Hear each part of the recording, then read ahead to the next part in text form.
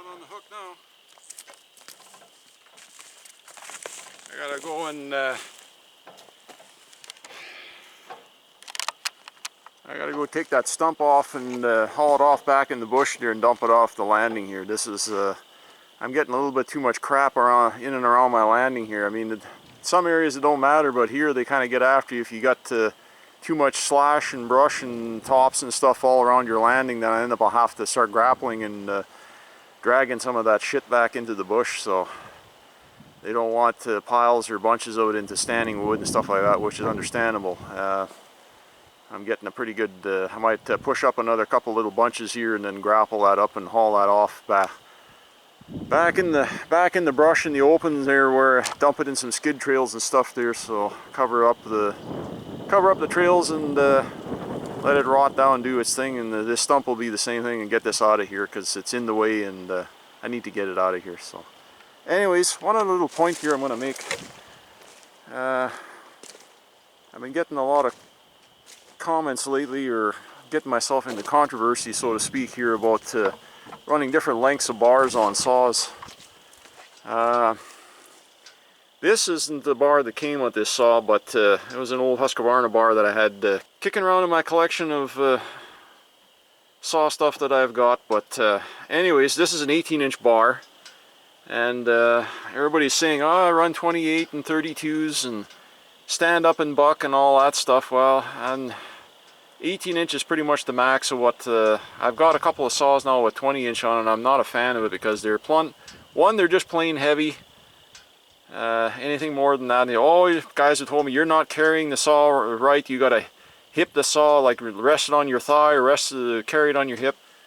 Well, I already do that with 16 and 18 inch bars, but you can't do that all the time, and if you are, you're putting that saw bar closer and closer to your body and to your leg. So whether you got chaps or safety pants, sad fact is I know a lot of guys that are cutting like that,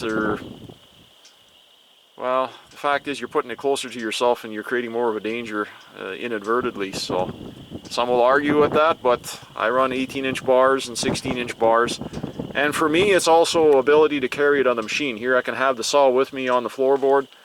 I've got a little bit more space here. I can get up to a 24-inch bar on a saw on this platform, but then it becomes an issue of if I had a real long bar on here, then what would happen is I'd have to have the bar hanging out like so, out past the side of the machine, and then there's a chance the stick is going to catch it, spin it, and flip the saw down and get caught between the tire and the frame of the machine and bust it or run over. I've seen it happen. So anyways, that's part and parcel reason why I run short bars. Not the only reason, but one of many reasons. It's for handling the saw on and off both the skidder and back in this kind of scrub brush when you're working, dropping trees. You try fighting your way through scrub brush and getting to a stump to slash a tree when you're got a 32-inch bar or a 28-inch bar. That's all easy to say, but get into less than ideal conditions. If you're just cutting over here on a clean landing, like over here where I rooted all the brush out here, and then you're on a nice, fairly clean ground, yeah, sure, it's you don't have to bend over as much, but get some sticks on the other side there, like there, and if you, I see a lot of guys with long bars, what they're doing is taking and bending over anyways. When they claim that they don't have to bend over, they can stand up and buck, and what are they doing? They're bent right over, hunched over, and they're got the saw and they're cutting down, and the bar is sticking out a foot and a half on the other side of the tree. And guess what? That's where all your sticks and brush are. And they talk about long bars reducing kickback hazard. That'll get you in a pickle right quick or whatever. They're bent down, hunched down over that long bar. I don't care. You're still creating a hazard for yourself one way or the other. So I'd rather be standing up and reach down a bit with a shorter bar. At least I know where the tip of my bar is. It's right on the edge of the log, and I'm cutting and I can see where it is. Not sticking way out somewhere on the other side over there. And chances are you'll stick it in the dirt too. So anyways, that's my thought on that, and I know that's going to stir up a shitstorm, but I really don't care.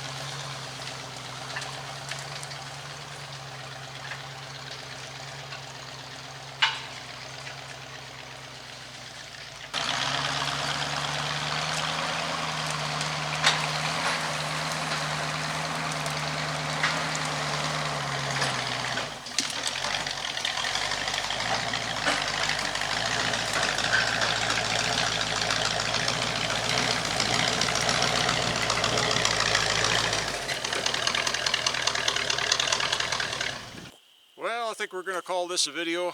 I'd just like to say thanks everybody once again for stopping by and checking out another one of my videos. If you're new here, I welcome you. If you're a return viewer, again, thanks for stopping by and seeing what I'm up to. Got a little more done than I figured. Ended up cleaning up everything out there, out back, and that I had laying on the ground. Got everything swept up off the landing here, all the brush. Got that stump hauled back out in the bush there, and well, made pretty good progress. Ended up spending a good part of the afternoon here, but shadows are getting long, evening setting in, and time to head for home. So anyways, you know the routine. Leave the old thumbs up if you like. Don't forget to share with a friend, and if you don't mind, go ahead and subscribe. It means a lot to me here. So anyways, once again, thanks everybody, and we'll see you all on the next one.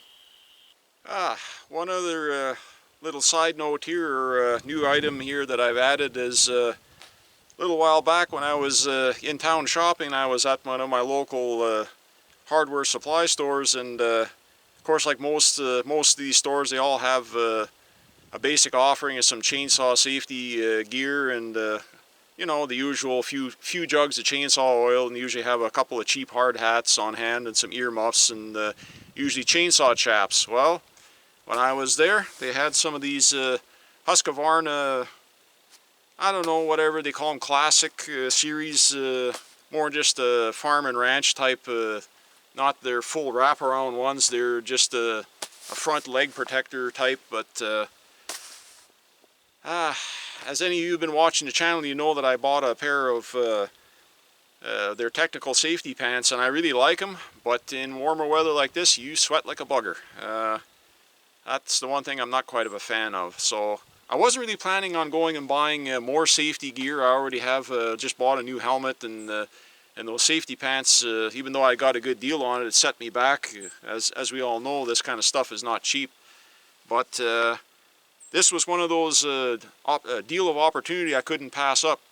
Normally these in my local market are around $100 or a little over $100 for a pair of these basic chaps. And I guess they had moved their shelving units in the store and shuffled stuff around. And somehow all their chaps and helmets and stuff had gotten re-tagged with new price tags. And I looked at it and thought there was something a little bit suspicious. It seemed like the price was way off, like way too cheap for what they normally sell.